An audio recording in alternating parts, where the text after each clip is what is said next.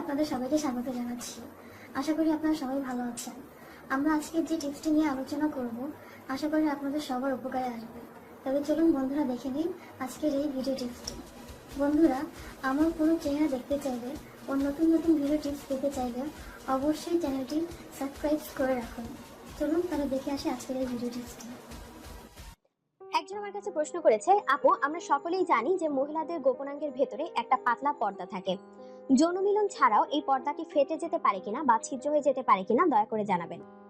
দর্শক, আপনার প্রশ্ন উত্তরে বলবো, মহিলাদের যৌনাঙ্গের 1 থেকে 2 সেন্টিমিটার ভেতরে ইলাস্টিক বা স্থিতিস্থাপক এক ধরনের টিস্যু থাকে, যেটাকে বলা হয় হাইমেন। প্রথমবার যৌন মিলনের সময় এই টিস্যু বা হাইমেন ছিঁড়ে গিয়ে রক্তপাত হয়। এর মাধ্যমে নারীর কুমারিত্ব প্রমাণিত হয়। এটি বিশ্বব্যাপী একটি প্রচলিত ধারণা যে কোনো মেয়ের যদি প্রথমবার যৌন মিলনে বা বাসর রাতে যদি তার গোপনাঙ্গ দিয়ে রক্ত বের হয় কিংবা তার বিছানায় রক্ত লাগে, তাহলে সেই মেয়ে বিয়ের আগে কোনো পুরুষের সঙ্গে যৌন মিলন করেনি কিংবা ব্যভিচারে লিপ্ত হয়নি। মহিলাদের যৌনাঙ্গের ভেতরে যে পর্দা, এই বিষয়ে কিন্তু অধিকাংশ মানুষই একটা ভুল ধারণা পোষণ করে রাখে। অনেকেই মনে করে যে এই পর্দা মহিলাদের যৌনাঙ্গের ভেতরে সম্পূর্ণ বন্ধ করে রাখে এবং প্রথমবার যখন সে যৌন মিলন করে তখন এই পর্দা ফেটে গিয়ে রক্তপাত ঘটায়। আসলে বিষয়টা কিন্তু এরকম নয়। যদি মহিলাদের এই হাইমেন একেবারে পর্দার মতো হতো, তাহলে বিয়ের আগে কোনো মহিলার মাসিকের রক্ত কিভাবে বের হতো? মেডিকেল সায়েন্স অনুযায়ী মহিলাদের যৌনাঙ্গের প্রবেশের পথে 1 থেকে 2 সেন্টিমিটার ভেতরে ইলাস্টিক বা স্থিতিস্থাপক এক ধরনের টিস্যু থাকে, যেটাকে বলা হয় হাইমেন। যেটাকে তুলনা করা যেতে পারে দরজার ফ্রেম বা চৌকাঠের সাথে, যেটা দরজার চারিদিকে লাগানো থাকে, কিন্তু কোনোভাবেই এটা একেবারে বন্ধ দরজার মতো নয়। আর এক এক নারীর ক্ষেত্রে তাদের এই হাইমেনের আকৃতি কিন্তু এক এক রকম হতে পারে। কারো কারো ক্ষেত্রে এটি যৌনাঙ্গের প্রবেশপথের চারদিকে একেবারে গোলাকার ভাবে লাগানো থাকে, আবার কোনো নারীর ক্ষেত্রে কিন্তু এটা অর্ধচন্দ্র আকৃতিরও হতে পারে। আবার খুব কম সংখ্যক হলেও 0.03% নারী কিন্তু এই হাইমেন ছাড়াই জন্মগ্রহণ করে, অর্থাৎ যাদের কিন্তু এই সতীপর্দা থাকেই না।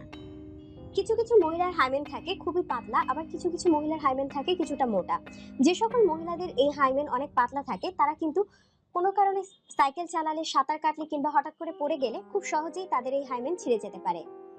বয়স বাড়ার সঙ্গে সঙ্গে মহিলাদের এই হাইমেনের স্থিতিস্থাপকতা বাড়তে থাকে, যার ফলে দেখা যায় কোনো মহিলার যদি একটু বেশি বয়সে বিয়ে হয় এবং তার পুরুষ সঙ্গীর লিঙ্গের আকৃতি যদি ছোট হয়, তাহলে প্রথমবার মিলনে কিন্তু তার এই হাইমেন নাও ছিঁড়তে পারে। আগের যুগে মেয়েদের খুব অল্প বয়সে বিয়ে হতো এবং তাদের হাইমেন থাকতো খুবই পাতলা, যার কারণে প্রথমবার যৌন মিলনের সময় তাদের হাইমেন ছিঁড়ে যেত এবং রক্তক্ষরণ হতো। কিন্তু বর্তমান সময়ে যে কোনো মেয়েরই বিয়ে হয় কিন্তু 20 থেকে 25 বছরের পরে, যার ফলে তাদের বয়স বাড়ার সঙ্গে সঙ্গে তাদের হাইমেনের স্থিতিস্থাপকতা বাড়ে। এর ফলে প্রথমবার মিলনে কিন্তু তাদের হাইমেন নাও ছিঁড়তে পারে। আরেকটা বিষয় হচ্ছে, প্রথমবার যৌন মিলনের সময় মেয়েটি যদি খুব উত্তেজিত হয়ে থাকে এবং তার যৌনাঙ্গে যদি যথেষ্ট পরিমাণ পিচ্ছিল পানি বা কামরস থাকে, তাহলে এই পিচ্ছিলতার কারণে মিলনের সময় তার হাইমেন নাও ছিঁড়তে পারে। এখানে একটা জিনিস মনে রাখবেন, ধরুন কোনো মহিলা বিয়ের আগে অন্য কোনো পুরুষের সঙ্গে শারীরিক সম্পর্ক লিপ্ত হয়ে তার সতীপর্দা নষ্ট করে ফেলেছে বা ছিঁড়ে ফেলেছে, কিন্তু বাসর রাতে তার স্বামীর সাথে যৌন মিলন করার সময় তার যোনিতে হয়তো যথেষ্ট কামরস বা পিচ্ছিল পানি আসেনি, তার যোনি শুকনো থাকার সময় তার স্বামী হয়তো তার যৌনাঙ্গের ভিতরে তার লিঙ্গ প্রবেশ করে ফেলেছে। আর এই শুকনো যোনিতে লিঙ্গ প্রবেশ করানোর ফলেও কিন্তু তার যৌনাঙ্গ থেকে রক্ত বের হতে পারে। এক্ষেত্রে তার স্ত্রী দুশ্চরিত্র হওয়া সত্ত্বেও তার যোনিতে শুধুমাত্র রক্ত দেখে তার স্বামী হয়তো ভেবে নেবে যে তার স্ত্রী সতী। যাই হোক দর্শক, আমরা আসলে যেটা বলতে চাচ্ছিলাম, শুধুমাত্র বাসর রাতে আপনার স্ত্রীর যোনিতে রক্ত দেখে কিংবা বিছানার চাদরে রক্ত দেখে আপনার স্ত্রী সতী না অসতী এটা চিহ্নিত করার কোনো কারণ নেই। প্রথমবার যৌন মিলন করা সত্ত্বেও আপনার স্ত্রীর বাসর রাতে যেমন হাইমেন ছিঁড়তে পারে আবার নাও ছিঁড়তে পারে, ঠিক একইভাবে কারোর সাথে যৌন মিলন করা ছাড়াও কিন্তু একটা মেয়ের হাইমেন ছিঁড়ে যেতে পারে।